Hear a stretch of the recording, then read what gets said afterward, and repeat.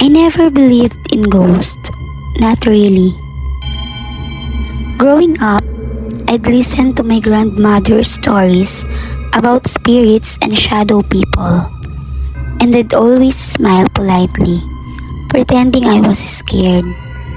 But deep down, I thought it was all just superstition.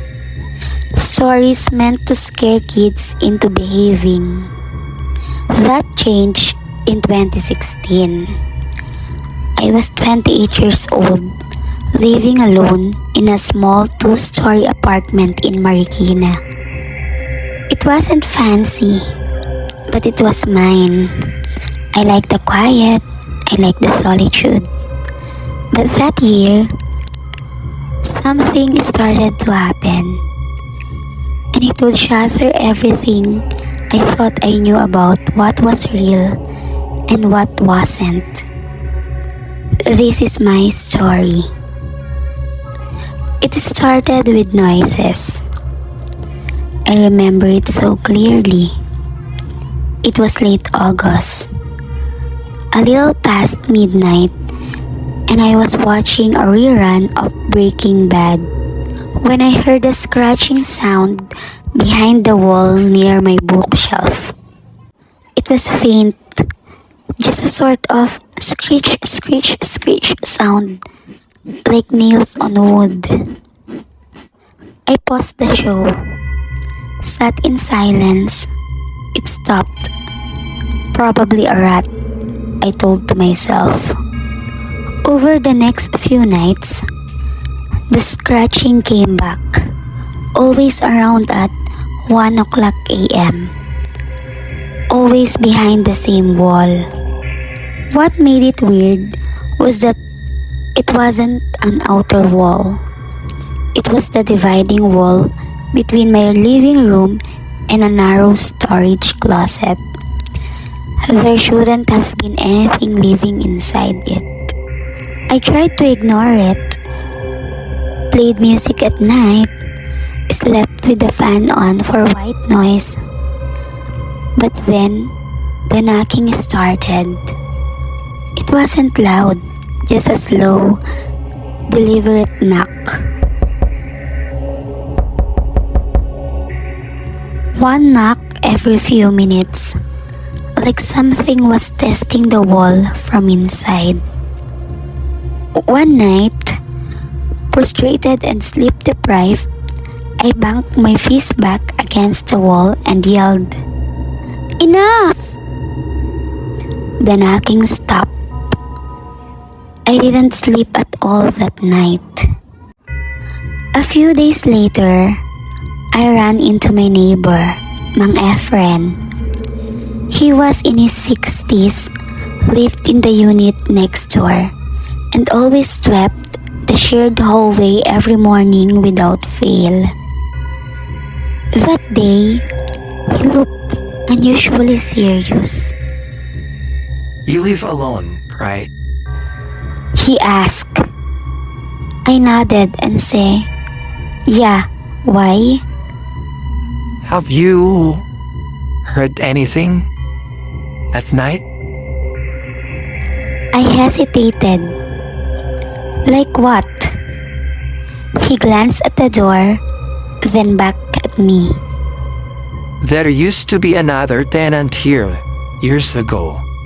Before your time, he complained of noises in the walls too. Then one day, he just vanished. I laughed nervously, thinking he was trying to spook me. But he wasn't smiling.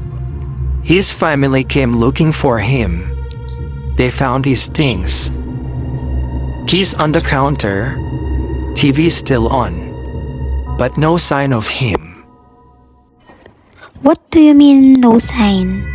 I mean, gone. Like he was swallowed by the apartment.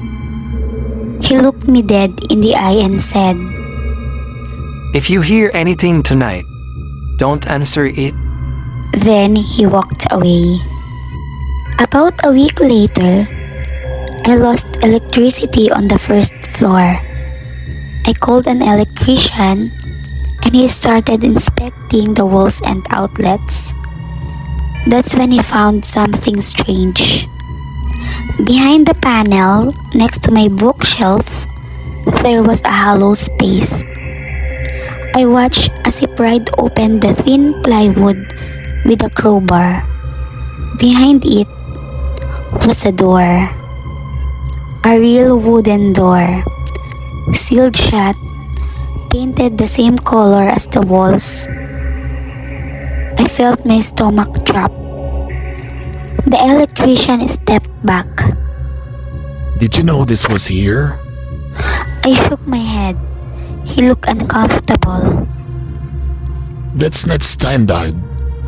Are you sure this place doesn't have a Serb level? Or old renovations? I was sure. I had lived there for 2 years and never seen any sign of this. After he left, I stared at the sealed doors for hours. I didn't touch it. That night, I heard the knocking again. This time, it was coming from the door. I couldn't sleep. I stayed up on the couch with all the lights on, listening. The knocking came and went, sometimes soft, sometimes urgent. At one point, it sounded like something was dragging its nails across the wood. I placed my ear against the door. Silence. Then, breathing. Right on the other side, shallow, raspy, human. I fell backward in terror. Didn't sleep at all. The next day, I did what anyone else would do. I called the landlady. She was an old woman named Aling Mila. Soft-spoken, friendly. But when I told her about the door, her mood changed immediately. There is no door. She said flatly. I saw it. I mean, there was a door, but we had it sealed Why? because something used it. That phrase hit me like a cold wind. Use it? Like a passage? She refused to say more. Only that the old tenant made the mistake of opening it.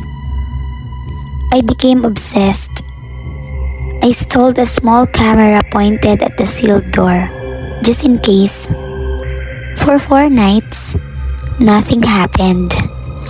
But on the 5th night, around 2:12 a.m., I woke up to a notification on my phone. Motion detected. I checked the feed. The door was shaking, vibrating softly, like something was pushing from the other side. Then it stopped, completely still. For a long moment, nothing happened. Then slowly, something peeked out from under the door. At first, I thought it was a mouse. But as I zoomed in, I realized it was a finger.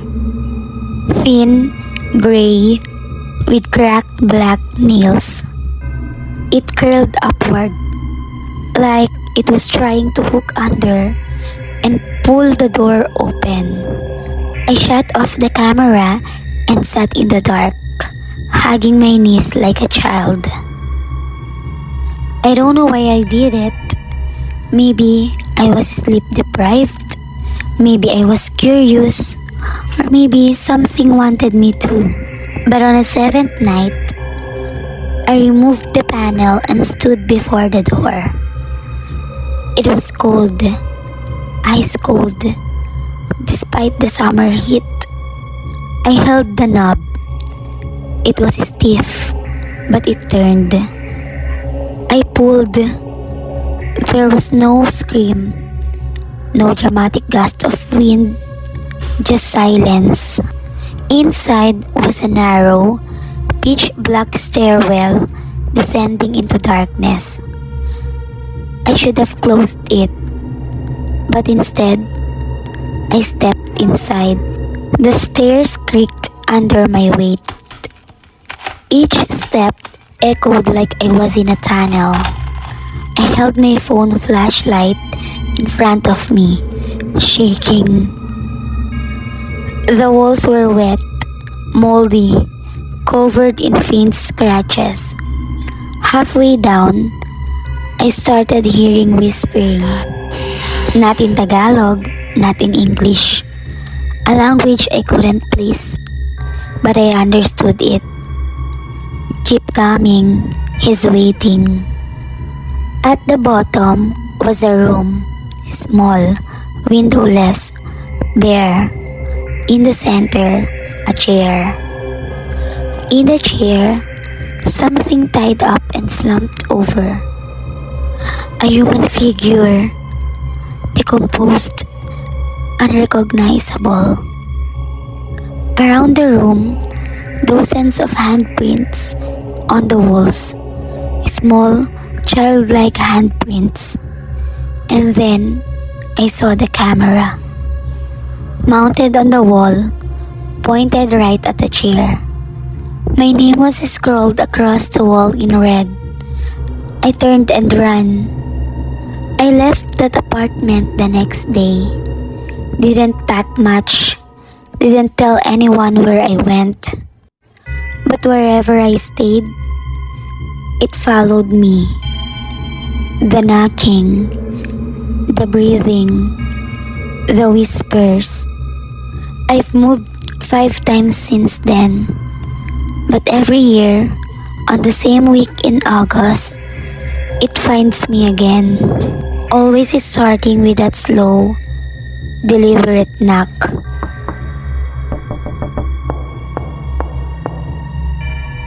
And every year, it gets louder.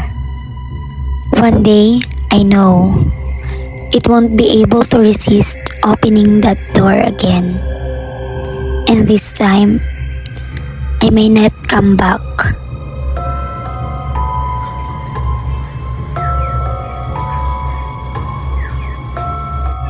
If you hear knocking in your walls late at night, whatever you do, don't answer it. Did you like the story?